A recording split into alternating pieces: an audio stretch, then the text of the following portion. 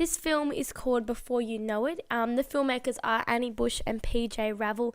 It was made in 2013 and addresses the issue that there are over 2.4 million lesbian, gay and bisexual Americans over the age of 55 in the United States. Many of these people actually face a lot of discrimination, neglect and exclusion. And this film actually addresses this from the perspective of three older men over 55 who are faced with these daily challenges and who have to face this kind of discrimination in their life. What makes this film actually really unique is that it focuses a lot on the environments in which the protagonists live in and are surrounded by. So the three men which the film focuses on are all based in different environments, and it actually reveals a lot about their personality. The film is focused less on victimizing the characters and more on breaking the stigma against this older demographic. It doesn't dwell on pathos, but focuses on the complexity and the resistance of these subjects. It's taken a very laid-back observational approach, letting the stories and the personalities develop on screen over the course of a year.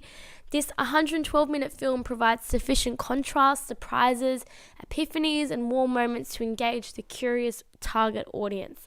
Now, the character analysis is incredibly detailed and rich in this film.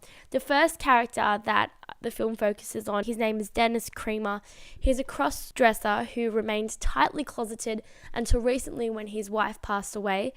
Interestingly about Dennis, throughout the film, he's very, very isolated, but ironically, he's the only character in the film that changes locations in where he is. So all the other protagonists remain in their one environment, whereas Dennis changes very frequently.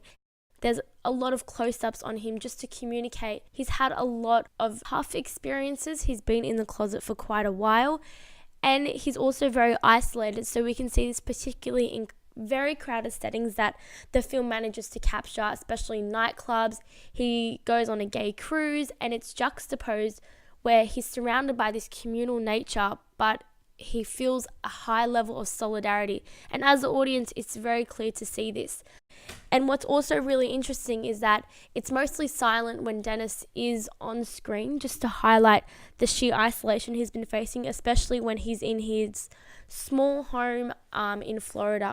Two protagonists named Robert and Ty are quite similar in that they're always surrounded by a lot of vibrant people. We often don't see them isolated as much as we did with Dennis. So Robert is the owner of a bar, and it's become a home away from home. So in all the scenes Robert is in, he's always surrounded by an extended family of drag queens.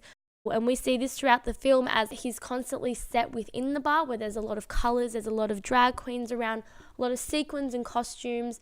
So most of Robert's scenes are shot within the bar, even holding a memorial for their friends who have recently passed away. They have Christmas there, Thanksgiving there.